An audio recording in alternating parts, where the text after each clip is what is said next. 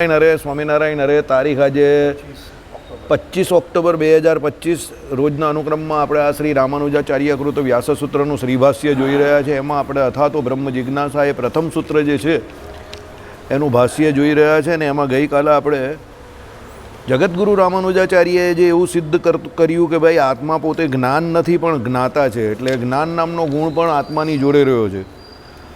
અદ્વૈત વેદાંત જે છે તે એવું કહે છે આત્મા પોતે જ્ઞાન છે, જ્ઞપ્તિ માત્ર છે, જ્ઞાન સ્વરૂપ છે પણ જ્ઞાતા નથી, કારણ કે જ્ઞાન નામનો ગુણ જે છે તે આત્મામાં નથી.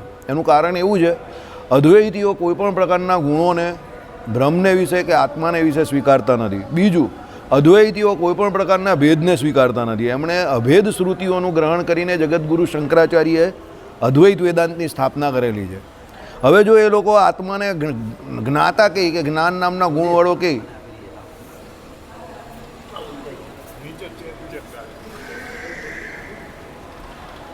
હવે જો એ લોકો આત્માને જ્ઞાન નામના ગુણવાળો કહે અદ્વૈતીઓ, તો અદ્વૈત વેદાંતનો જે મૂળ સિદ્ધાંત જે છે કે ભાઈ બ્રહ્મ જે છે તે કેવું છે, નિર્ગુણ છે, નિરાકાર છે, અનિર્વચનીય છે, એટલે જેના વિશે કંઈ પણ કહી શકાય નહીં એવું છે. અને એ બ્રહ્મને વિશે કોઈ પણ પ્રકારનો ભેદ નથી, એટલે બ્રહ્મ સિવાય બીજું કંઈ છે નહીં. સર્વખલ્વિદમ બ્રહ્મ ને નાનાસ્તિ કિંચન, આ જે અભેદ શ્રુતિઓ છે એનું પ્રમાણ લઈને જગતગુરુ શંકરાચાર્યએ અદ્વૈત વેદાંતની સ્થાપના કરી છે. એ મુજબ જગતમાં બધે બ્રહ્મ જ છે, બ્રહ્મ સિવાય બીજો કોઈ ભેદ છે જ નહીં. સમજો, માયાને પણ એ લોકો તત્વ તરીકે નહીં સ્વીકારતા.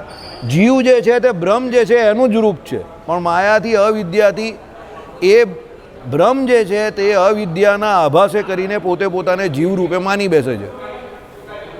એટલે કહેવાનો મતલબ શું છે કે અદ્વૈત વેદાંત પોતે કોઈપણ પ્રકારનો ગુણ કે કોઈપણ પ્રકારનો ભેદ સ્વીકારતું નથી, એટલે એ આત્માને ટેકનિકલી જ્ઞાતા તરીકે સ્વીકારી જ ન શકે. સમજો, હવે જગતગુરુ રામાનુજાચાર્યએ શું કહ્યું કે આત્મામાં ગુણ છે, એટલે આત્મા પોતે ધર્મી છે, ગુણી છે, અને એનામાં ઘણા બધા ધર્મો અને ગુણો પણ રહ્યા છે. હવે એ ગુણ તમે કહ્યું કે કોઈનામાં કોઈ ગુણ રહ્યા તો કયા ગુણ છે? પહેલો સવાલ એ આવે ને. તો એ સ્વયં પ્રકાશ તો છે, એની જોડે સ્વયં પ્રકાશની વ્યાખ્યા આપી કે ભાઈ એ દીવા જેવો છે. તો દીવો કેવો? તો ભાઈ દીવાની જ્યોત જે પ્રમાણે હોય. હવે તમે જે કાલે પ્રશ્ન પૂછેલો ને કે ભાઈ દીવાને પ્રગટાવે તો કોઈ બીજો, તો તમે એ પ્રગટાવે તો બીજો, તે એમાં વિશિષ્ટાદ્વૈત વેદાંતમાં સૌથી મોટી માથાકૂટ જ છે. તો જીવની ઉત્પત્તિ, હવે જીવની ઉત્પત્તિ નહીં બતાવી વિશિષ્ટાદ્વૈત વેદાંતમાં, કારણ કે ત્રણ તત્વોને અનાદિ બતાવી દીધા, જીવ ઈશ્વરને માયા. હવે તમે એમ કહો કે ભાઈ એ દીવો સળગેલો છે તો એ દીવાની જ્યોતને સળગાવી કોણે? તો સળગાવી કોણે તમે એવો પ્રશ્ન જેવો ઊભો કરવા જાઓ એટલે જીવની ઉત્પત્તિનો પ્રશ્ન આવીને ઊભો રહી જાય. પણ વિશિષ્ટાદ્વૈત વેદાંતમાં શું છે, એને ઉત્પત્તિને વિનાશે રહિત બતાવેલો છે, કારણ કે જગતમાં જેટલી પણ વસ્તુઓ તમને ઉત્પત્તિવાળી દેખાય એ બધાનો નાશ દેખાય. હવે જો તમે જીવની ઉત્પત્તિ બતાવવા જાઓ તો જીવનો નાશ પણ તમારે બતાવવો પડે. તો એ બંને ઉત્પત્તિને વિનાશે રહી જ છે. એટલે વિશિષ્ટાદ્વૈત વેદાંતમાં જગતગુરુ રામાનુજાચાર્યએ જીવ ઈશ્વરને માયા ત્રણ તત્વને અનાદિમાં અનાદિ કયા છે. ને શ્રીજી મહારાજે પણ એને પૂરેપૂરા માન્ય રાખેલા જ કે ભાઈ જીવ ઈશ્વરને માયા એ ત્રણ તત્વો જે છે એના અનાદિ છે. હવે જ્યાં એના ધર્મોની વાત આવે જીવના કે ભાઈ એનામાં ધર્મ છે, તો કેવો ધર્મ? તો સ્વયં પ્રકાશ તો કાલે આપણે જોયું કે ભાઈ એ પોતે પોતાની જાતને તો પ્રકાશ જ છે, પણ એના દ્વારા બીજા જે કોઈ જગતમાં પ્રકાશ પદાર્થો છે એને પણ એ પ્રકાશમાન કરે છે. રંગ નથી એનામાં. શુકલત્વાદી જે રંગ કયો જે બીજા પદાર્થોમાં દેખાય તમને, દાખલા તરીકે ગાય, તો ગાય કહી તો સફેદ ગાય, તો એનામાં સફેદ નામનો ગુણ રહ્યો છે, એટલે વિશેષણ રહ્યું છે. આત્મા એવો રંગવાળો નથી. એટલે શુકલત્વાદી જે રંગ જે કહેવાય એ રંગે કરીને આત્માની ઓળખાણ નથી, પણ એની પ્રભાએ કરીને. એટલે પ્રભા એટલે શું છે? આત્મા તેજો દ્રવ્ય છે. એટલે આત્મામાં જે પ્રભા રહેલી છે, પ્રભા એટલે શું? તેજ. એને કારણે એને સ્વયં પ્રકાશ કયો છે, અને એને કારણે એનામાં રહેલો ગુણ પ્રભા નામનો ગુણ છે. એ ગુણને લઈને એને તેજોવાન કે તેજસ્વી તમે એવો કહી શકો. તેજ નામનો ગુણ પણ એનામાં રહ્યો છે, પણ એનામાં શુકલત્વાદી જે રંગ જે કહેવાય તે રંગ કોઈ પણ રહ્યો નથી. એટલે તમે જ્યારે આત્માના ધર્મની વાત કરો તો એ કોઈ રંગવાળો કલરફુલ વસ્તુ નથી. એ તેજો દ્રવ્ય એટલે પ્રભાવાન છે, તેજસ્વી છે, તેજ નામનો ગુણ ધરાવે છે, પણ રંગ નામનો ગુણ એનામાં નથી કે એ તમે કોઈ કહ્યું કે કોઈ રંગવાળો છે એવું નથી. એટલે કોઈ પદાર્થ હોય એમાં સાહજિક રીતે અમુકમાં રંગ હોય. આકાશ જે છે તો તમને આકાશનો કલર કયો તો આકાશી કલર દેખાય છે ને. તમે જ્યારે ઘનશ્યામ મહારાજના વાઘા જો તો ત્યારે નહીં કહેતા આકાશી કલર, તો આકાશી કલર એટલે આકાશ પણ કોઈ પણ કલરનું છે તો જ તમે આકાશી કલર કેવું ને. ગુલાબ તો તમે કહો કે લાલ કલરનું છે, ગલગોટો તો પીળા કલરનો છે, તો એ સાહજિક રીતે એ બધા જે કોઈ છે એની ઓળખાણ કોના દ્વારા છે? એના રંગ દ્વારા છે ને, અને એની સુગંધ દ્વારા છે. કાં એનામાં સુગંધ હોય, કાં રંગ હોય, પણ કંઈ ને કંઈ એવો ધર્મ હોય ખરો, ગુણ હોય ખરો. આત્મામાં રંગ કે એવું કંઈ નથી, આત્મા દિવ્ય છે, પણ એનામાં તેજ નામનું દ્રવ્ય છે અને એ પ્રભાવાન છે, અને એની પ્રભા જે છે એને કરીને એ આત્માની ઓળખાણ છે. સમજો. એટલે ગઈકાલે આપણે જે જોયું કે તથાપિ તે તેજ દ્રવ્ય છે જેને શુક્લાદિ રંગ જેવો એ ગુણ નથી એનામાં, કારણ કે તે પોતાના આશ્રય સિવાય બીજે પણ રહે છે. એટલે કહેવાનો દીપની પ્રભા દીપની બહાર પણ પથરાયેલી છે, એટલે એની પ્રભા એ કરીને એની ઓળખાણ છે. દીવો જે છે તે એની દીવાની જ્યોત જે છે, તો દીવાની જ્યોત અહીંયા છે, પણ એનો જે પ્રકાશ જે છે તે તો આજુબાજુ બધે છે ને. સમજો. અને એની પ્રકાશની ત્રિજ્યામાં જેટલા પદાર્થ આવે તમે એને જોઈ શકો, તેમ આત્માના જ્ઞાનની ત્રિજ્યામાં જેટલા પદાર્થ હોય તમે એને જોઈ શકો. As good as day lamp એટલે દીવો. સમજો. દીવાનું દ્રષ્ટાંત અહીંયા એટલા માટે જ આપેલું છે. અત્યારે જોવા જાઓ તો મેં તમને કહ્યું પ્રમાણે ટ્યુબલાઇટનું દ્રષ્ટાંત એકદમ બંધબેસતું છે. ટ્યુબલાઇટ પોતે પોતાની જાતને પ્રકાશે છે. એક ટ્યુબલાઇટને જોવા માટે બીજી ટ્યુબલાઇટની જરૂર નથી, અને એ ટ્યુબલાઇટના પ્રકાશે કરીને આપણે બી એકબીજાને જોઈ શકીએ છીએ. અત્યારે ટ્યુબલાઇટ બંધ થઈ જાય તો મારાથી વંચાય નહીં ને આપણે બધા એકબીજાને નહીં જોઈ શકીએ, અને એ ટ્યુબલાઇટને પણ તમે નહીં જોઈ શકો. સમજો. એટલે જીવ જેવો આ શરીરને છોડે છે પછી એ જીવ પોતે પોતાની ઓળખાણ પણ નહીં આપી શકતો, અને એટ ધી સેમ ટાઈમ બીજા પદાર્થોની ઓળખાણ પણ નહીં આપી શકતો. કેમ? ઓળખાણ માત્ર એટલે જ્ઞાન માત્ર જે હતું તે જીવની જોડે સંકળાયેલું હતું. જીવ ગયો, વાત પૂરી થઈ ગઈ, કાકા ગયા, ચેપ્ટર પૂરું, ફિનિશ. એટલે ગઈકાલે આપણે જોયું પ્રભા ગુણ હોય તો એનામાં રૂપ ન હોઈ શકે, ગુણમાં ગુણ ન હોય, ગુણ તો દ્રવ્યમાં જ હોય, ગુણમાં ગુણ ન હોય. હવે પ્રભા નામનો એનામાં ગુણ રહ્યો છે કે એનામાં આત્મામાં, તો એ પ્રભામાં પાછો સફેદ કલર કે બીજો કલર કે એવો કોઈ ગુણ નથી. એમ પેલો પૂછે કે એ પ્રભા કયા રંગની, તો ના, એનામાં કોઈ ગુણ નથી, કારણ કે પ્રભા પોતે જ ગુણ છે. દ્રવ્યમાં ગુણ હોય પણ ગુણમાં ગુણ ન હોય. સમજો. બે પ્રકારના પદાર્થ કયા શાસ્ત્રોમાં? એક દ્રવ્ય અને એક અદ્રવ્ય. તો દ્રવ્ય જેટલા પણ હોય ને એ બધામાં ગુણ હોય, અને દ્રવ્ય જે હોય ને એમાં અવસ્થામાં ભેદ થાય, અદ્રવ્યમાં અવસ્થામાં ભેદ નહીં થાય. અદ્રવ્ય જ્યારે પણ હોય તે ફાઇનલ ફોર્મમાં હોય. અદ્રવ્ય બીજું જે છે તે દ્રવ્યને આશરે રહેલું હોય. તમે પેલું આધ્યાત્મિક તત્વાખ્યાન વાંચશો તેમાં તમને ખબર પડશે, ભૂમિકામાં તમને ખબર પડશે. બરાબર. દ્રવ્ય જે છે એ પોતે ગુણ ધરાવે છે, અને એ દ્રવ્યની ઓળખાણ એનામાં રહેલા ગુણે કરીને છે. સમજો. તો અહીંયા શું કહ્યું કે ભાઈ પ્રભા ગુણ એનામાં હોય તો એનામાં રૂપ ન હોઈ શકે, ગુણમાં ગુણ ન હોય. એટલે જે ગુણ છે ભાઈ એનામાં કંઈ બીજો ગુણ નહીં કાઢી શકો તમે.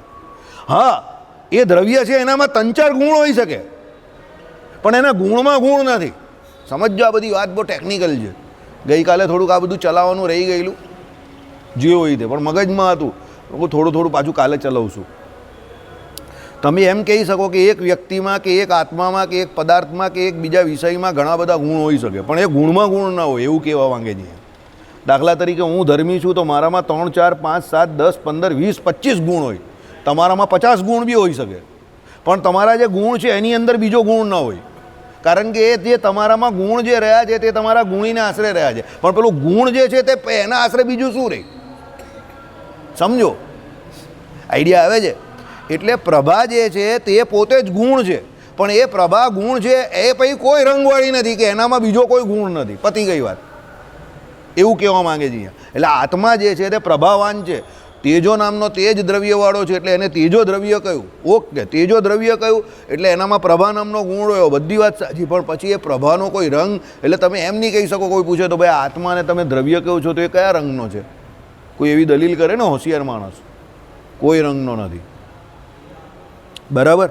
એટલે એ કાલે આપણે જોયું શુક્લત્વાદી ધર્મ કરતાં પ્રભા જુદી તરહની છે. તમે જે શુકલત્વાદી ધર્મ કહો એટલે જે સફેદ રંગનો જે કલર કહો એવા રંગ કરતાં એ પ્રભા એટલે જે એની જે આત્માની જે તેજોમય જે તેજવાળું એ જે દેખાય છે આત્મા એ કંઈ જુદા પ્રકારનું તેજ છે. એટલે એ તેજ એનું સફેદ તેજ જેવું આપણા લાઇટનો સફેદ તેજ કેવું દેખાય છે એવું નથી એમ.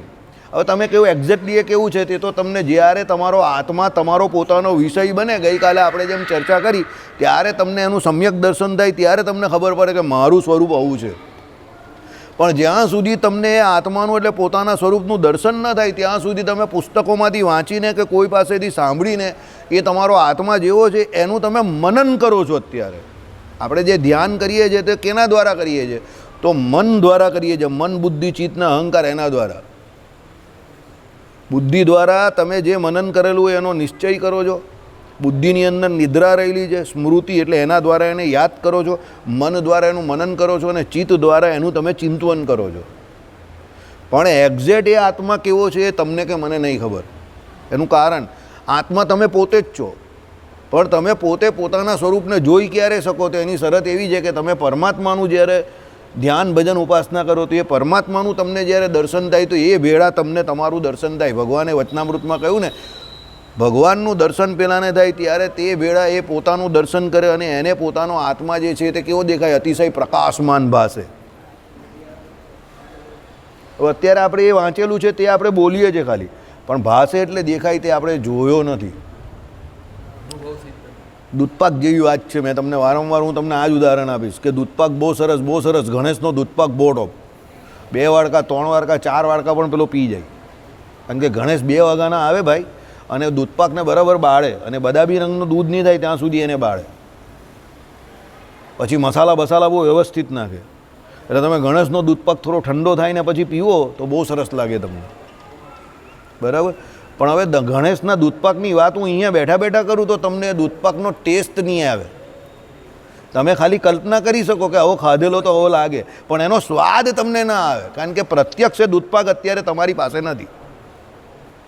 એટલે તમે અત્યારે તમારી સ્મૃતિમાં જે છે એના દ્વારા એ દૂધપાક વિશે વિચારી શકો કે છેલ્લી વાર ખાધેલો તે ગણેશનો હતો. આ તો ગણેશનો જ હતો. Ganesh charges more than anybody else, but ગણેશનો દૂધપાક સારો હોય. સમજો, ચાર્જ એનો વધારે પણ દૂધપાક સારો. એટલે જીએસટી હોય એનામાં. પણ હું ઘણી વખત એને એટલે બોલાવી દઉં કે ભાઈ મને એવું થઈ જાય તો કે ભાઈ 40-500 વધારે લેશે પણ કામ થોડું સારું છે ને બોલાવો. બીજાને તો એ ચિંતા હોય કે નહીં હોય. બીજા તો બધું બોલીને ચાલ્યા જાય કે આજે આમ રાખ્યું ને પેલું ઘટ્યું ને આ ઘટ્યું ને તે ઘટ્યું. હવે એને ખબર નહીં હોય કે કેટલા વિશે 100 થાય છે. એને તો એ પણ નહીં ખબર હોય કે પાણીના ગ્લાસ ક્યાંથી આવે છે. એને તો એ પણ નહીં ખબર હોય કે બાજોટ ક્યાંથી આવે છે કે દરિયા ક્યાંથી આવે છે. એટલે એને તો ખાલી મોંમાંથી બોલવાનું જ છે ને, આમાં પેલું ઘટ્યું ને આમાં આમ થઈ ગયું ને પેલું આમ કરતા તો બરાબર. ઓકે, છાશ નહીં મળી ને દૂધ નહીં થયું ને આમ. બોલવાનું બધું બહુ સરળ છે. કરવા બેસે તો એને ખબર પડે કેટલા મિનિટે 100 થાય છે. સમજી ગયા? એટલે હું એવી બધી કોઈ બાબત પર પહેલેથી ધ્યાન જ નથી આપતો. કેમ? મને ખબર છે કે જે માણસ જે પ્રકારનું કામ કરે છે, સમજજો, અને એ જે વાતાવરણમાં રહી છે, બસ એની ઓળખાણ ફક્ત ને ફક્ત એના શબ્દો દ્વારા થાય. તમારા ઇન્ટેલિજન્ટ કોએટ એટલે તમારો જે આઈક્યુ છે એનો ચેક કરવાની બેસ્ટ રીત ખબર જ તમને પોતાને? તમારા પ્રશ્ન. તમે જે પ્રકારના પ્રશ્ન કરો ને એ પ્રકારથી સામેવાળો જજ કરે કે તમારો આઈક્યુ કેવો છે. તમારા શોખ અને તમારા મિત્રો, તમારો શોખ શું છે, હોબી શું છે તે, અને તમે કોને મળો છો એની ઉપરથી તમારો આઈક્યુ ચેક થાય. એક સામાન્ય કારણ તમને એક બહુ મસ્ત લોજિક આપું. બહેનો કોઈ પણ દિવસ કોમેડી સિરિયલની જોતા હશે.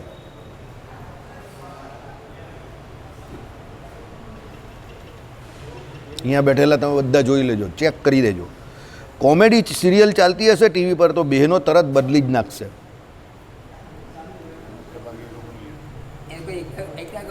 એકલી તો જોઈ જ નહીં, પણ તમે જોતા હો ને એ લોકો જોઈ જ નહીં. એકલા તો મોટે ભાગે નહીં, એ લોકો જોઈ જ નહીં કોમેડી સિરિયલ. કયો? ના, એવું નહીં હોય. આખી વેત અલગ. એ લોકો કોમેડી સિરિયલ જોઈ જ નહીં. જાઓ, એ લોકોને કોમેડી ફિલ્મમાં પણ કોઈ એક્ટર એક્ટિંગ કરતો હોય ને તો વેવલો અને ગાંડો ને ગબલો ને એ લોકો એવું જ માને એને. હવે જે એવું કહે છે એ એકચ્યુઅલી બધી બહુ હોશિયાર હોય છે. હવે તમને કહી દઉં ફોર યોર કાઇન્ડ ઇન્ફોર્મેશન, દુનિયાનું સૌથી અઘરામાં અઘરું કામ જે છે ને, એક્ટિંગમાં સૌથી અઘરામાં અઘરું કામ, તો ગેટ સમબડી લાફ, કોઈને હસાવવો બહુ અઘરું કામ છે. અને કોમેડી કરવી સૌથી અઘરામાં અઘરું કામ છે, સમજજો. પણ એ લોકોના આઈક્યુમાં સેટ નહીં થશે. પણ પેલી કુંડલી, પેલી એકબીજાની ખૂંદણી કરતી હશે ને પેલી કાવા ડાવા અંદર બધા બતાવશે, દૂધની અંદર ઝેર નાખી દેશે, જ્યુસની અંદર ઝેર નાખી દેશે, પેલામાં રૂમમાં સાપ છોડી દેશે, તો એવું બધું એ લોકોને જોવામાં અને સાંભળવામાં બહુ રસ પડશે. પછી શું થયું, આમ કરીને કાન શેરવો કરશે. એ વસ્તુ એ લોકોનો આઈક્યુ બતાવે છે, સમજો. આઈડિયા આવે છે? એટલે તમારા પ્રશ્નો, તમે શું જોવો છો, શું કરો છો, તમે કોની જોડે ફરો છો, એ તમારા આઈક્યુને નક્કી કરે. આઈક્યુ નક્કી કરવા માટે મારે તમને કંઈ બહુ ઇન્ટેલિજન્ટ સવાલ કરવાની જરૂર જ નથી હોતી.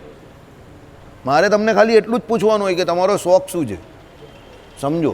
તમારા શોખ ઉપરથી ખબર પડે કે તમારો આઈક્યુ શું છે. આપણા સુરતીને પેલા પૂછે દમણ જવાનું, શનિને રવિ રજા હતી, ગાંડા બાટલી કાઢવાની બહુ મજા આવી ગઈ. આ એનો આઈક્યુ બતાવે, સમજો. આઈડિયા આવે છે તમને? મને એક ભાઈ અમારા ભાગળ પર, અમે નાના હતા તો વડતાલ જવાની વાત કરીએ ને, કોઈ વખત આપણા મંડળમાંથી નહીં જતા હતા, હમણાં વડતાલ દોરું જવાય, દમણ જવાય, આ જવાય તે જવાય. એ ગાંડો થઈ ગયો અત્યારે, અને ઘર છોડને ચાલ્યો ગયો તો મળતો જ નથી. એનો છોકરો 44 વર્ષે જ મરી ગયો. દમણ બહુ જતો હતો, તો દમણમાંથી ગમન ચાલ્યો ગયો, બરાબર. હવે એનો છોકરો, અમે નાના હતા ને તો અમને જોઈને શું કહેતો હતો ખબર? અમારી જોડે મંદિર આવતો હતો પહેલાં, તો અમને જોઈને શું કહે ખબર? પરિસ્થિતિ જરા અમારી ડામાડોળ, અને એના બાપા કસ્ટમ ઓફિસર, તે અમને જોઈને શું કહે ખબર? તમારી જોડે જે કંઈ થાય જ ને તો ફિલ્મોમાં ઘટે ને એવું થાય એમ કે આટલી બધી મગજમારી કોઈના જીવનમાં હોતી નથી. તમે આટલું મંદિર જાઓ, આટલા બધા થાવ તો હેરાન કેમ થાવ છો? બરાબર. એ હેરાન નહીં થયો, સીધો નીકળી જ ગયો. કેમ? એના બાપા એને દમણ મોકલતા હતા, તત્કાલ ટિકિટે જ મળી ગઈ એને.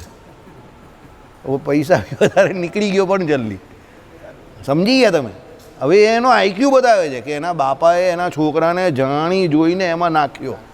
એનો બાપો તો નીકળી ગયો અને એ પણ છોકરો બી નીકળી ગયો. કોના જેટલો ખબર? ગોપાલ કરતાં બી નાનો કદાચ. 44 વર્ષમાં કોરોના પહેલાં જ નીકળી ગયો, વગર કોરોનાએ નીકળી ગયો, બરાબર. એટલે હવે આ કોઈ આકસ્મિક મૃત્યુ નથી, આ તો પોતે માંગેલી મૃત્યુ છે ને, સમજો.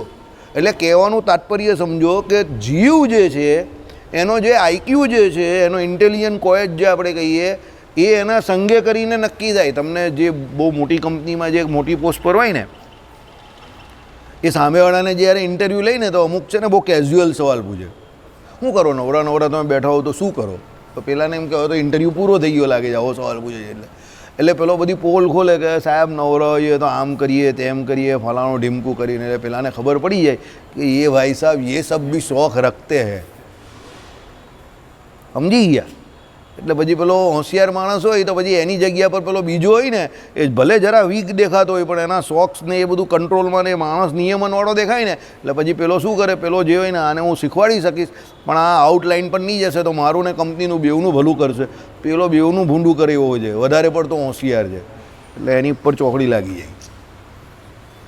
અહીંયા જ કહેવા માગે છે કે જીવની ઓળખાણ જે છે તે જીવમાં રહેલા લક્ષણો દ્વારા, ગુણો દ્વારા થાય છે. જીવ પોતે એમ નહીં કહેતો કે હું જીવ છું. રામાનુજાચાર્યનું આ કહેવું છે. એનામાં રહેલા ગુણો દ્વારા એની ઓળખાણ થાય છે, સમજો. એટલે ગુણી જે કોઈ છે તે એમાં સહેજે જે કોઈ ગુણ રહેલા હોય છે તે ગુણો દ્વારા જ એની ઓળખાણ થાય છે. ભગવાનની ઓળખાણ પણ એના ગુણો દ્વારા જ થાય છે.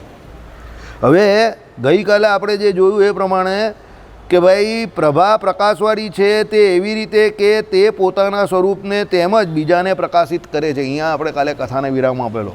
પોતે તો પ્રકાશિત છે, બીજાને પણ. એનામાં ગુણત્વ વ્યવહાર થાય છે, એટલા માટે જ તે હંમેશા ત્રેજ દ્રવ્યમાં આશ્રય કરીને રહે છે તથા ત્રેજ દ્રવ્યના ગૌણ સ્થાન એટલે ત્રેજ દ્રવ્ય ઉપર આધાર રાખીને રહેલી છે. આશ્રયનો અર્થ શું થાય? તેજ દ્રવ્યના વિખરાઈને પ્રસરેલા અવયવ તે પ્રભા નથી. એ આપણે ગઈકાલે જોયું એ પ્રમાણે. કારણ કે એમ હોય તો મણિ સૂર્ય વગેરેનો નાશ થઈ જવાનો પ્રસંગ આવે.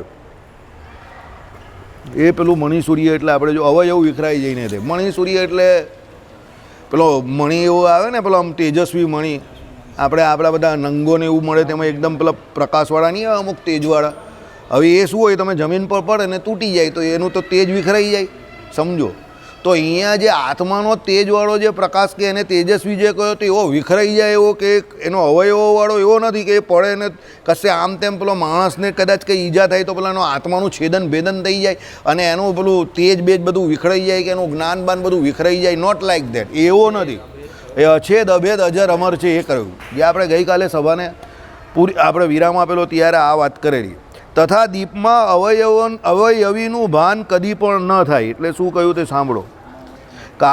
એક પદાર્થ રૂપે, એટલે એ પદાર્થ રૂપે અવયવીનું ભાન કદી પણ ન થાય. વળી દીપના અવયવો જેને વિખરાઈ જવાનો સ્વભાવ છે તેઓ નિયમસર 4 અંગુલ જેટલા માપમાં જ માપમાં જ એકઠા થઈ ઊંચે જઈ ત્યાર પછી એકી વારે આડા ઊંચા નીચા એક સરખા વિખરાઈને પ્રસરે છે એમ કહી શકાય એમ નથી. સમજો. એટલે અહીંયા હવે થોડીક દીવાનીને પેલી એ જે ઉદાહરણ આપ્યું ને એ બરાબર સમજાવે છે. આ મેઇન સમજવાનું છે. પૂરતી વાત પૂરતું તેલ એ સર્વેનો દીપમાં સંબંધ થયા કરે છે. દીવો જે સળગે એમાં 2 વસ્તુ જરૂરી છે, એક તો વાટ અને બીજું તેલ. આપણા શરીર આત્માને અહીંયા રહેવા માટે વાત ને તેલ તરીકે આપણું આ શરીર છે. શરીર વગર એકલો આત્મા રહી શકતો નથી. જેમ દીવો જે છે એને રહેવા માટે એટલે દીવાને પ્રગટાવવા માટે એની અંદર દીવો કોળિયું જોઈએ, એની અંદર તેલ જોઈએ અને પેલી ડિવેટ જોઈએ ને, એવું જ છે આત્માનું પણ. આત્મા પણ એકલો અધરપધર રહી શકતો નથી. સાંભળો. એ સર્વેનો દીપમાં સંબંધ થયા કરે છે. પહેલાં અવયવનો પહેલો અગ્નિ સંયોગ થાય છે. અગ્નિનો સંયોગ થાય ને, અગ્નિ દ્વારા તમે એને પહેલાં અવયવ એટલે શું પેલી જે ડિવેટ છે એને આમ કરીને સળગાવો અને પાછલાનો પછી. એટલે દીપની પેલી આગળની જોત છે એને અગ્નિ સંયોગ આમ પહેલાં થાય ને પેલી પાછળ હોય એને છેલ્લે થાય. કારણ કે જેમ જેમ પેલી બળતી જાય તેમ તેમ તેમ તેમ આગળ જાય અને છેલ્લે પેલું એ પછી છેલ્લી પેલી ડિવેટ પૂરી થઈ જાય એટલે પેલો દીવો ઓલવાઈ જાય. બરાબર. એટલે પેલો કહીને દિયા બૂझने से पहले बहुत ફળફળાતા है. એટલે જીવ જ્યારે આ શરીર છોડે ત્યારે બહુ ફળફળાય, વાંકો ચૂકો થઈ જાય એને બધું કરે જ ને. એટલે દીવો પણ એવો જ હોય, જ્યારે આમ ઓલવાનો હોય ત્યારે આમ બહુ ફળફળાય. બરાબર. એટલે એક પિક્ચરનો ડાયલોગ હતો, દિયા બૂझने से पहले बहुत ફળફળાતા है. બરાબર. એટલે આવું જ છે. ચાલો. સર્વે દીપના કારણ છે. એ જે અવયવો એટલે પેલી દીપની જે વાત જે છે તે આખી વાત જે છે તે દીપનું કારણ છે.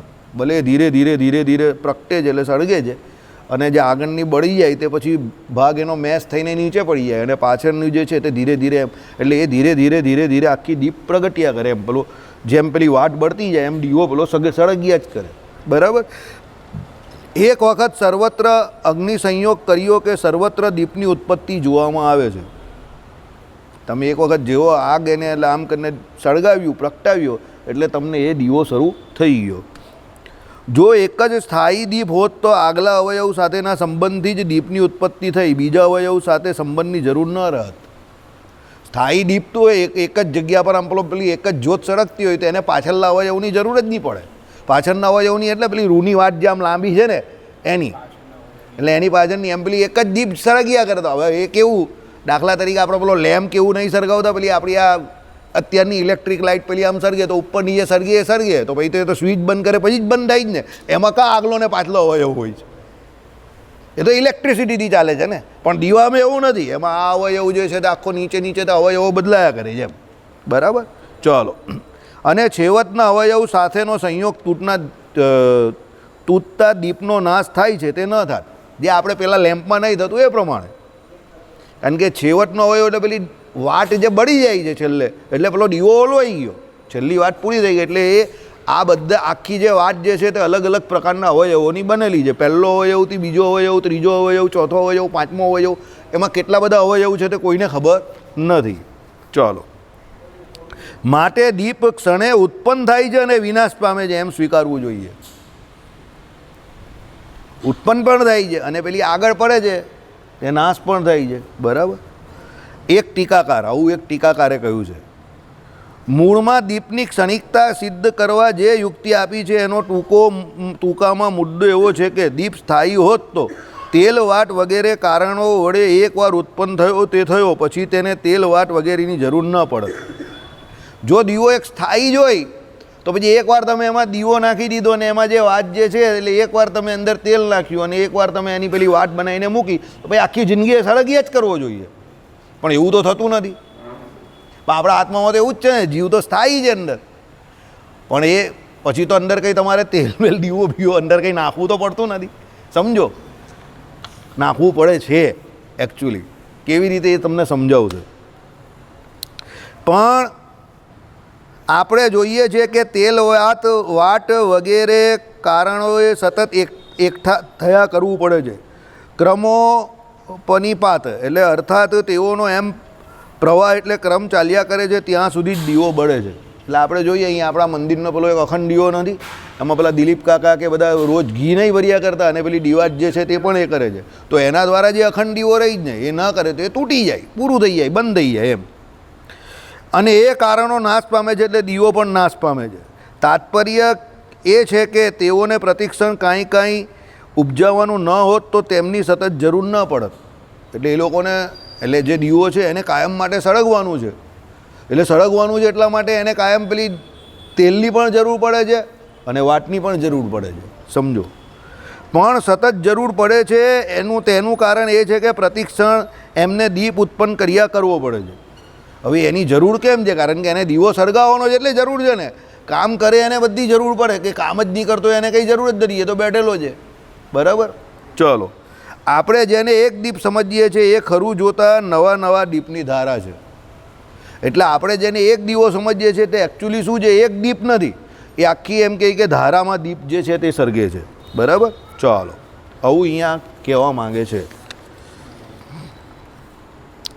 માટે પ્રભાયુક્ત દીપો ક્ષણેક્ષરે ઉત્પન્ન થઈ વિનાશ પામે છે, એમ પૂરતા કારણો એકઠા થાય છે. તેથી એ કારણોના વિનાશથી દીપનો વિનાશ થાય છે. તેથી સમજાય છે. સાંભળો. ઓકે, એ જ આપણે સમજી ગયા. જે સમજવાનું હતું તે સમજી ગયા પહેલાં. કારણ કે એક અવયવીને બદલે અનેક અવયવો માનવા એમ લાઘવની હાનિ થાય છે તથા અવયવી વિનાના છૂટા અવયવો પરસ્પરને નિયમસર એ. ચાલો, એ આગળ આવી ગયું તે જ છે, આપણે ચાલવું જ છે, કંઈ નવું કંઈ નથી એમાં. પ્રભા એના આશ્રય એટલે તેજો દ્રવ્ય એટલે દીપની સમીપમાં પ્રકાશ અધિક આપે છે અને ઉષ્ણ પણ વધારે આપે છે. એ વ્યવસ્થા ઉપલબ્ધિથી તેનું જોવામાં આવે છે તે પ્રમાણે થાય છે. ઓકે, એ વાત પણ બરાબર છે. દીવાનો પ્રકાશ જ્યાં એકદમ દીવોની નજીક તમે જાઓ તો એનો પ્રકાશ પણ જોરદાર હોય અને એની ગરમી પણ લાગે. તમે જેમ જેમ દૂર જાઓ તો એનો પ્રકાશ પણ ઓછો થઈ જાય અને ગરમી લાગતી પણ બંધ થઈ જાય. અગ્નિ પાસે ઉષ્ણ વધારે લાગે છે, આગે થોડો લાગે છે. એટલે આગે એટલે દૂર ઓછું લાગે છે. ઇત્યાદિ વ્યવસ્થા જેવી જોવામાં આવે છે તેવી આપણે સ્વીકારવી જોઈએ. તે જ પ્રમાણે પ્રભા પાસે પ્રકાશ આપે છે, આગે થોડો આપે છે. ઇત્યાદિ વ્યવસ્થા પણ ઉપલબ્ધિ પ્રમાણે સ્વીકારવાની છે, અર્થાત એવી જોવામાં આવે છે, લેવાની છે. એટલે આપણે સમજાય જ છે, બીજું કંઈ નવું નથી. જેમ અગ્નિની ઉષ્ણતામાં થાય છે તે રીતે આ જ પ્રમાણે આત્મા ચિદ્રૂપ હોય, ચૈતન્ય ગુણવાળો છે. ચિદ્રૂપતા એટલે સ્વયં પ્રકાશતા. કેવી રીતે સમજો?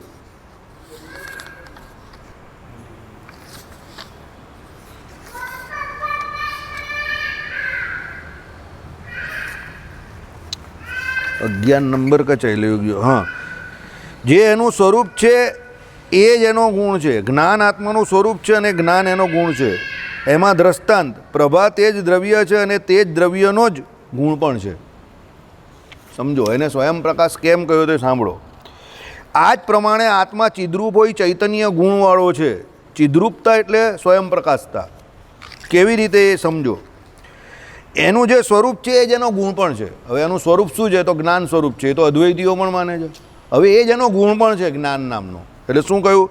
જ્ઞાન આત્માનું સ્વરૂપ છે અને જ્ઞાન એનો ગુણ પણ છે, ગુણ છે.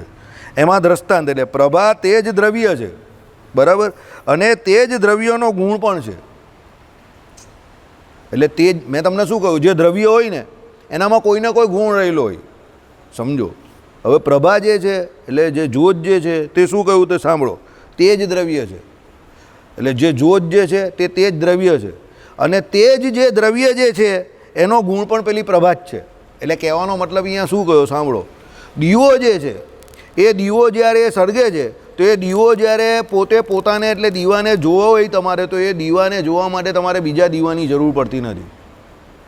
એમ આત્માને પોતાના સ્વરૂપની ઓળખાણ આપવા માટે બીજા આત્માની જરૂર પડતી નથી. દીવો જે છે એના પ્રકાશ દ્વારા, એની જ્યોત દ્વારા તમે બીજા પદાર્થને જોઈ શકો છો. એમ આત્મા પોતે ચિદ્રૂપ હોઈને, ચૈતન્ય રૂપ હોઈને એના દ્વારા એ બીજા પદાર્થોને પણ ઓળખે છે. એટલે આત્માને બીજા પદાર્થોને જાણવા માટે કે જોવા માટે કોઈ ત્રીજા વ્યક્તિની જરૂર પડતી નથી. દીવામાં જેમ નજીક હોય તેમ તમને એની ગરમી પણ વધારે લાગે, અને પદાર્થો જે છે તેનો એટલે એનો પ્રકાશ પણ સારો હોય. એટલે તમે કોઈ અંધારું હોય તો પેલું તમારે કંઈ જોવું તો આમ કરીને પ્રકાશની નજીક લઈને નહીં જોતા. આત્માનું એવું જ છે. તમારા જ્ઞાનની ત્રિજ્યાની જેટલી નજીક વસ્તુ હોય એટલી તમે જોઈ શકો. અત્યારે નારાયણ મુનિદેવના દર્શન કેવા થાય તે તમને ને મને ખબર નથી, કારણ કે તમારી આંખની જે જ્ઞાનની ત્રિજ્યા છે એની એ બહાર છે. એટલે સ્વયં પ્રકાશ ખરું, પણ સર્વવ્યાપક નહીં. સમજ પડે છે? There is a difference between સ્વયં પ્રકાશ એન્ડ સર્વવ્યાપક. આત્માનું જ્ઞાન સ્વયં પ્રકાશ ખરું, પણ અત્યારે આ અવસ્થામાં સર્વવ્યાપક નથી. કેમ? મર્યાદિત છે બદ્ધ અવસ્થામાં. સમજો. એટલે આમાં કહ્યું એ પ્રમાણે દીવાની નજીક ઉષ્ણતા પણ વધારે, અને બીજું શું વધારે? પ્રકાશ પણ વધારે. તેમ આત્માના જ્ઞાનની ત્રિજ્યાની અંદર નજીકથી તમે ઓકે આ તો આ છે બરાબર છે, પણ દૂર હો તો ભાઈ નજીક આવો નહીં, હું જોઈ લઉં. આંખમાં મોતિયો થયો હોય તો પેલો સામેથી રાજુ આવતો હોય ને તો પેલો ગેઝ જ કરતો હોય કે આ રાજુ જોવો જોઈએ. પછી નજીક આવ્યો પછી ખબર પડે રાજુ જ છે. મોતિયાની આ નિશાની છે. તમને થોબડા જ નહીં ઓળખાય, તમને થોબડા એકદમ ઝાંખા દેખાતા થઈ જાય. પોલીસવાળો નજીક આવે પછી ખબર પડે કે આ પોલીસવાળો જ. પહેલાં દૂરથી તમને એવું લાગે કે પટાવાળો આવી રહેલો છે.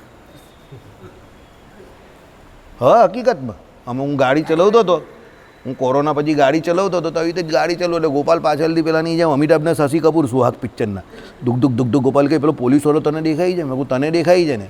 તે કહા મને તો દેખાઈ જાય. તો મેં કહું મને જોવાની કાં જરૂર છે?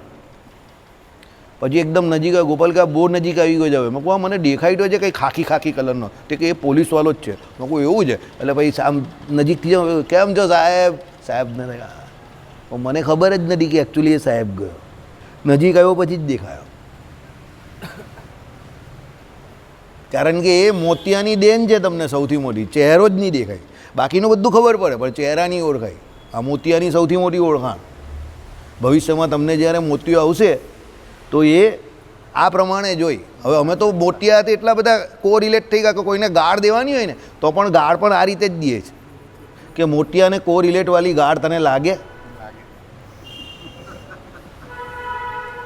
સમજી જ જાય પેલો. એટલે સુરતીઓ એટલે 100% સમજી જાય. બરાબર? આઈડિયા આવી ગયો? મજા આવી ગઈ ને? બોલતા નહીં યાર. શું કહેવાનું? મોતિયા. કારણ કે અમે મોતિયાથી એટલા બધા રિલેટેડ થઈ ગયા. અમારા ઘરમાં બધા મોતિયા જ મોતિયા થઈ ગયા. અમારા બાપાને કરાવ્યો, મને બધાને બહુ મોતિયા જ મોતિયા. એટલે પછી અમે લોકો હવે કોઈને ગાળ પણ નહીં દેતા. કોઈને ગાળ નહીં દે. મને આ જ શબ્દ બોલી દઈએ કે મોતિયાને કો રિલેટવાળી તને સમજી જાય. એટલે પછી પેલો દૂર જાય પછી સમજે પાછો, તરત નહીં સમજે એ કે આ મને આ ગાળ દીધી એમ ને. Okay, very good. એટલે ભગવાને ના પાડી જ ને કોઈને ગાળ તો ક્યારે પણ ન દેવી. આજ્ઞા બી પડાય ને પેલાને જે આપવો હોય તો ગુસ્સામાં આપી પણ દેવાય. આઈડિયા કેવો છે? હે શું? ચાલો. એટલે પ્રભા તે જ દ્રવ્ય છે અને તે જ દ્રવ્યનો ગુણ પણ એનામાં છે. બરાબર? એટલે આત્મામાં જ્ઞાન નામનો ગુણ પણ છે અને એ જ્ઞાન સ્વરૂપ પણ છે. આ પૂરું થાય તો પછી એક બીજો પોઈન્ટ લેવો છે, પણ હવે સમય તો છે.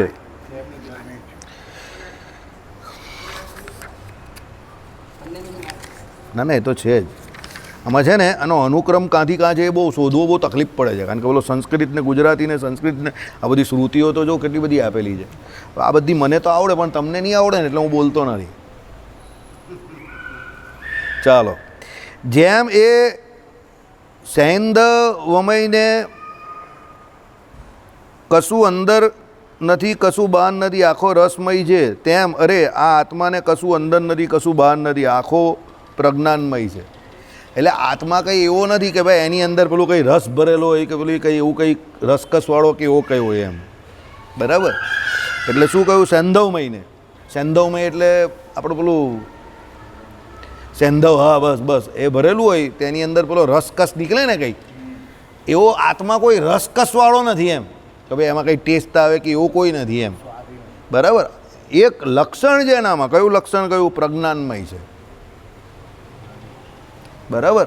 આ બધું કહેવું એટલે જરૂરી છે કે આત્માને દ્રવ્ય કયો છે. એટલે દ્રવ્ય હોય ને એટલે એમાં બધા પદાર્થોમાં, એટલે આ દ્રવ્ય એટલે જે પદાર્થ જે દ્રવ્ય કહ્યું ને એમાં બધા લક્ષણો આવે. એટલે એ આત્માની ઓળખાણી આ પ્રમાણે આપે છે કે આવો નથી આવો નથી આવો નથી.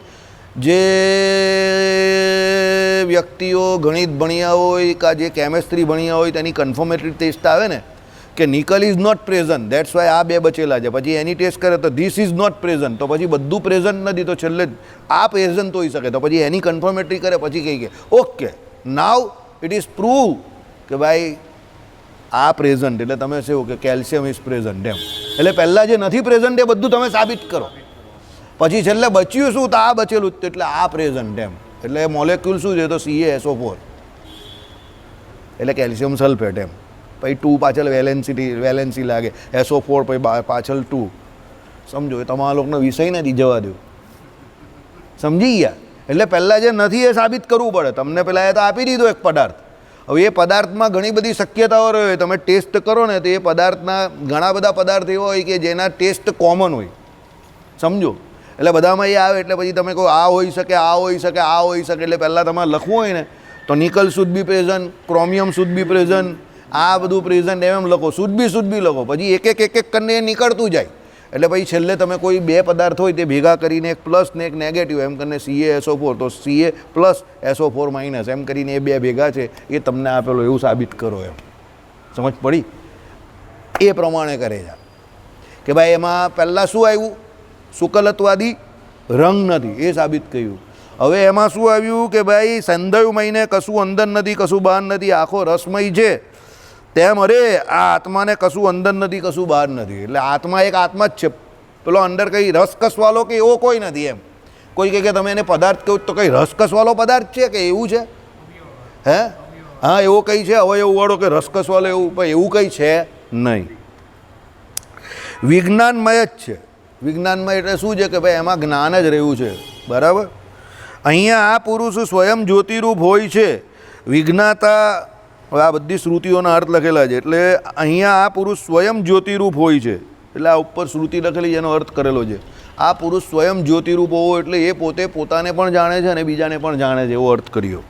વિજ્ઞાતાના વિજ્ઞાનનો લોપ હોતો નથી. જે જાણે છે કે આ હું સૂંઘું છું એ આત્મા છે. જે વિજ્ઞાતા છે એના વિજ્ઞાનનો લોપ નહીં થતો. એટલે જે આત્મા જે છે કે જે વ્યક્તિ જે, સમજો તમે કોઈ વસ્તુ ભૂલી જાઓ એ બને, પણ પછી તમને કોઈ યાદ કરાવે તો યાદ પણ આવી જાય છે. તમે નહીં કહેતા ચાવી મેં મૂકેલી છે પણ ભૂલી ગયો છું. પછી તમારી છોકરી હોય કે પપ્પા કબાટમાં મૂકેલી છે, ના પપ્પા, હા હા તમને દિવાળી પહેલાં પેલો ફોન નહીં કરેલો એક? હવે અમે કેટલી બધી શક્યતાઓ વિચારી કે અનિલભાઈનો નંબર કેવી રીતે કોને કોને ફોન કરીએ તો થાય એવું. પછી અમે કુદરતી રીતે જે ગલીમાંથી નીકળ્યા ને તો અનિલભાઈના ઘર પાસે પહોંચી ગયા. હવે ત્યાં ઉતરી જ ગયો હું છેલ્લે કંઈ નહીં થાય તો ઉપર ઘરે પહોંચી જવા. કારણ કે હવે મોબાઈલની રિંગ તો પેલા આધાર કાર્ડવાળો વગાડે, મારા પપ્પાનો આધાર કાર્ડ મને વાગે અનિલભાઈના ઘરે. હવે મોબાઈલ એ ઓન કે ઓફ એ જ નહીં ખબર, તો ઓફ જ બતાવે બપોરે 1 વાગે પર. કારણ કે એના ઓનર જે હતા તે તો પહોંચી ગયા.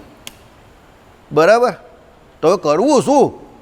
પછી એકદમ ઉતરા પછી રાજુભાઈ આ ભાઈને યાદ આવ્યો તો રાજુભાઈને ફોન કર્યો. રાજુભાઈએ પેલીની દીકરીને કર્યો. એની દીકરી કે ફોન હજુ ચાલુ છે પણ અમે લોકો એને ચાર્જ નહીં કરતા. હું ચાર્જ કર પહેલાં.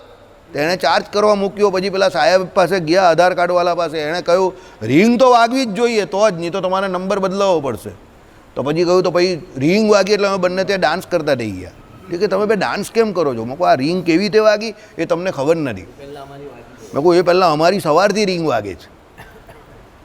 તે કે ફોન તો તમારી બે પાસે છે નહીં. મેં કહું ફોન છે ને મારી પાસે આ છે. કે આમાં તો રિંગ વાગતી નથી. મેં કહું એમાં વાગશે જ નહીં.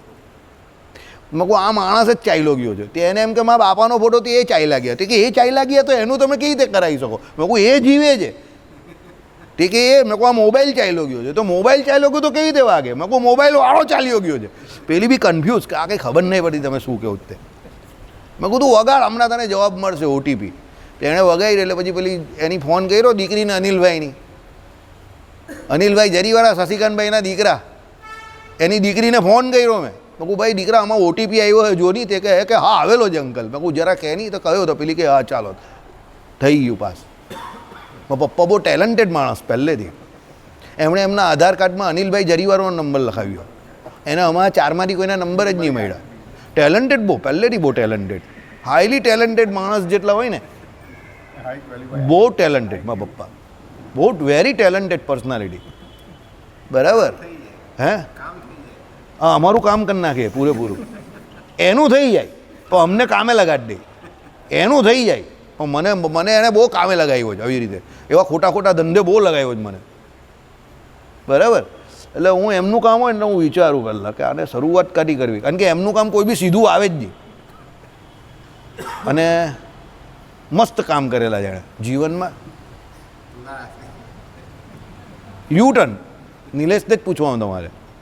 તુલા રાશિનો મારક કોણ ખબર? વૃશ્ચિક રાશિ. રાહુલ ગાંધી, નરેન્દ્ર મોદી. જોઈ લો તમે.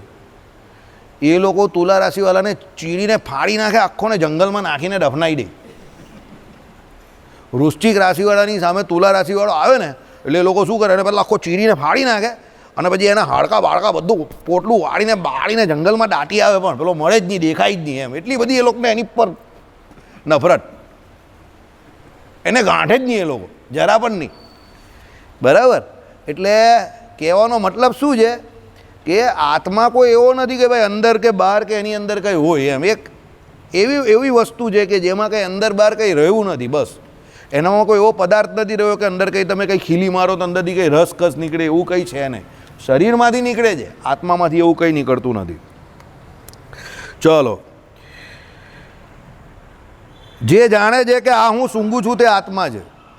બરાબર. એટલે જે અંદર જાણે છે કે હું આ સૂંઘી રહેલો, તો તમને જે સુગંધ આવે છે તો અંદર રહેલા આત્માથી આવે છે. ભલે તમે સૂંઘી રહેલા નાકથી જો. કારણ કે નાકની જે સૂંઘવાની કેપેસિટી છે એનામાં જે રહેલું જ્ઞાન છે તે કોનું છે? આત્માનું છે. સમજો. બરાબર. કયો આત્મા? જે આ વિજ્ઞાનમય પ્રાણમાં, હૃદયમાં અંતર જ્યોતિરૂપ પુરુષ છે તે. આત્માની ઓળખાણ આપી. કયો? તો આ વિજ્ઞાનમય. એટલે એમાં જેનામાં જ્ઞાન રહ્યું તે કાં કાં રહ્યો છે? તો પ્રાણમાં. પ્રાણ કયા કયા છે? હા વાહ વાહ, તું તો યાર બહુ વેદાંતની ભાષા બોલતો થઈ ગયો. અન્નમય બ્રહ્મને બદલે અન્નમય પ્રાણ. ખતરનાક. પ્રાણ બોલ. બોલો ભાઈ. આપાચા પ્રવાચા સુખાચા પ્રવાસા. મહારાષ્ટ્ર જાવાચા. અહીં કમિંગ ગોઈંગ. બોલ ભાઈ. 5 પ્રાણ. હા બોલો. 5 પ્રાણ બોલો.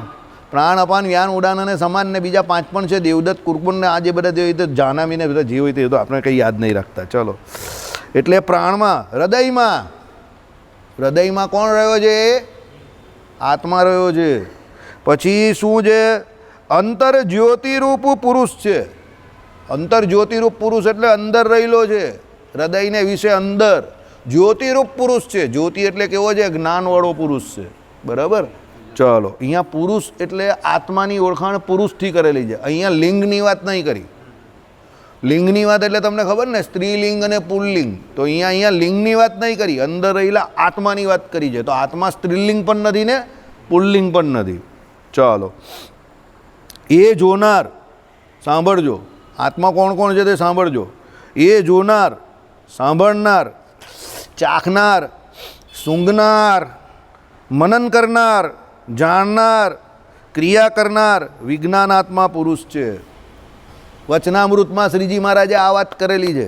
આત્માની વ્યાખ્યાની અંદર કેવી રીતે કરેલી છે?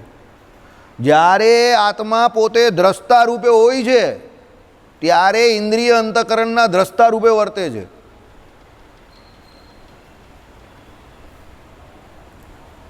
સમજ્યા? નહીં સમજ્યા? ઓકે. આંખે કરીને તમે જોવો છો તે કોને લઈને જોવો છો? આત્માએ કરીને જોવો છો તો એ ઇન્દ્રિયનો દ્રષ્ટા થયો ત્યારે. બરાબર છે.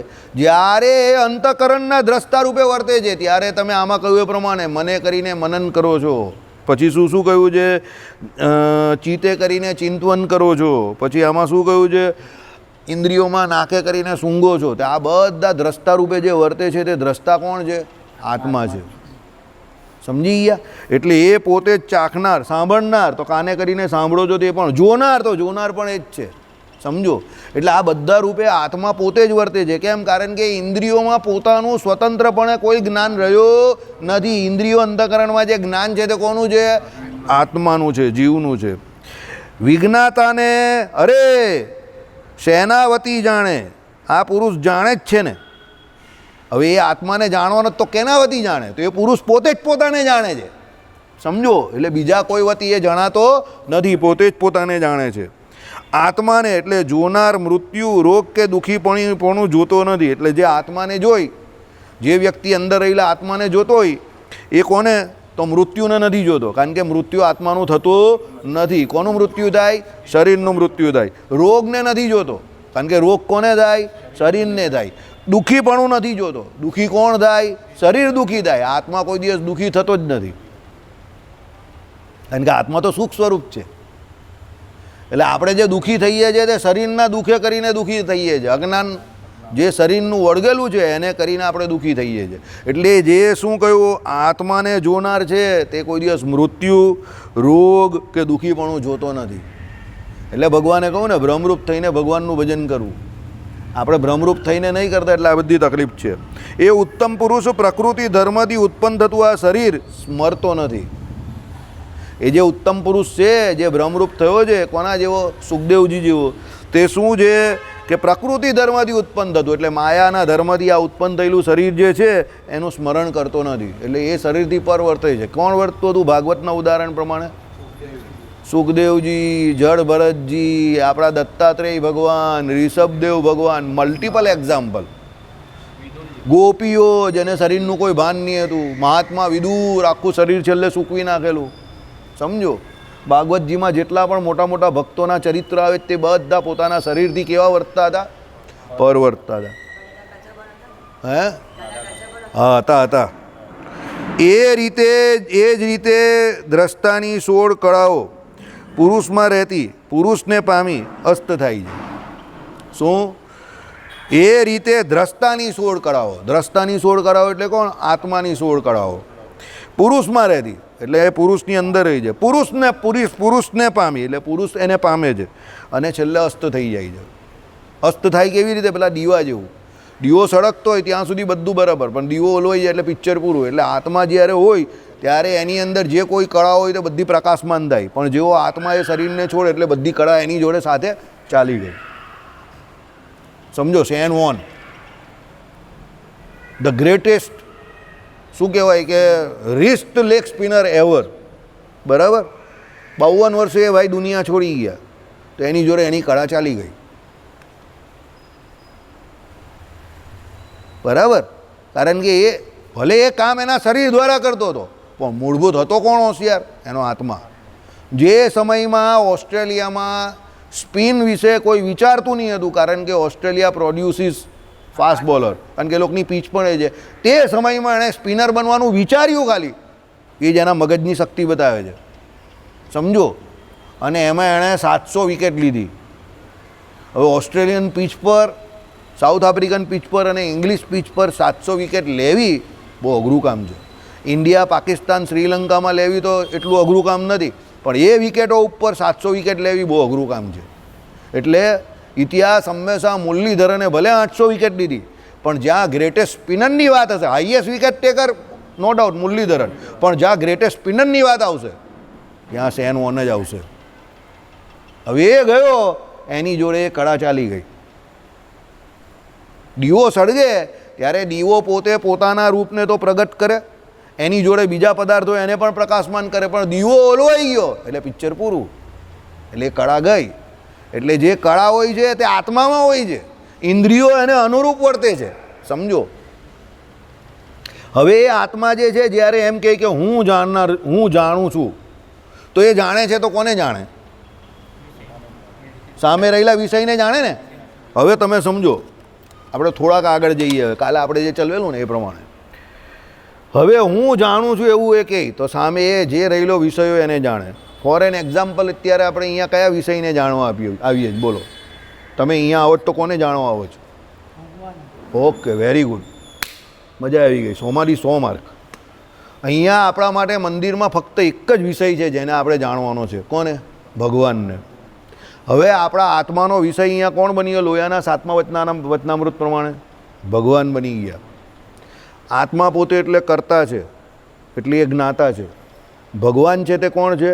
જ્ઞેય છે, અને એને જાણવાના છે, એટલે એના સ્વરૂપનું જ્ઞાન તમારે મેળવવાનું છે. જ્ઞાતા, જ્ઞેય અને જાણવાનું એટલે એનું જ્ઞાન. સમજો. એટલે અત્યારે તમારા માટે વિષય કોણ છે?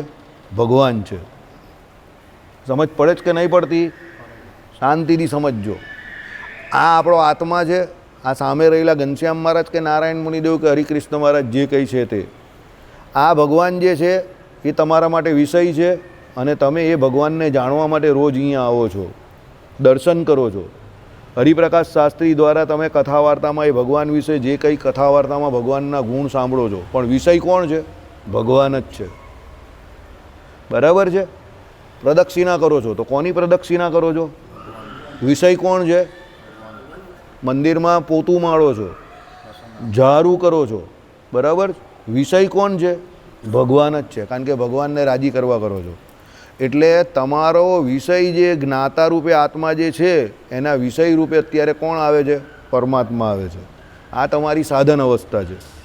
જે દિવસે એ ભગવાન એટલે એ વિષય જે છે એ તમને એના સ્વરૂપનું પૂરેપૂરું જ્ઞાન દઈ જશે, એનો સાક્ષાત્કાર થયો, તો એ કર્તા જે છે એ કર્તા એટલા બળવાન છે કે તમે પોતે જે જ્ઞાતા રૂપે કે કર્તા રૂપે વર્તો છો એમાં તમારા સ્વરૂપની અંદર એ ભગવાનના સ્વરૂપનો એટલે ભગવાનના સ્વરૂપનો જ્યારે પ્રકાશ થશે તો પછી તમે તમારી જાતને ઓળખશો તો ખરા, સમજજો.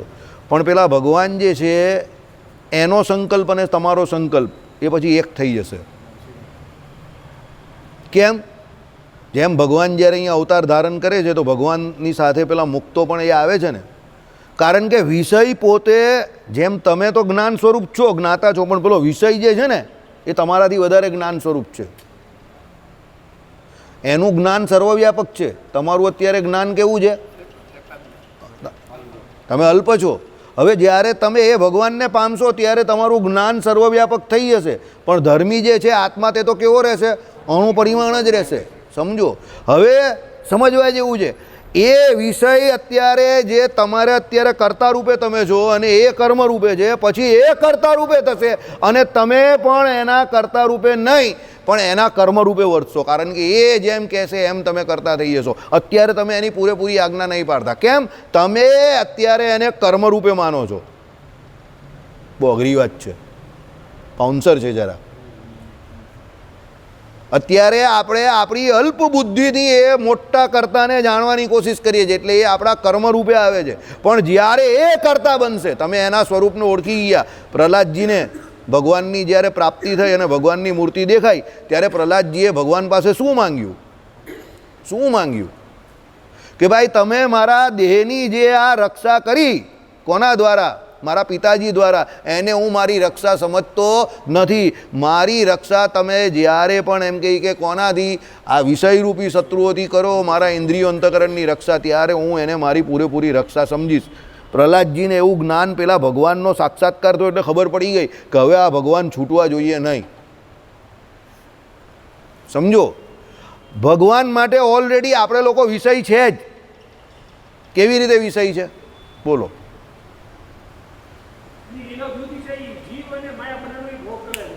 જીવ અને માયા બંને ભગવાનનું શરીર છે.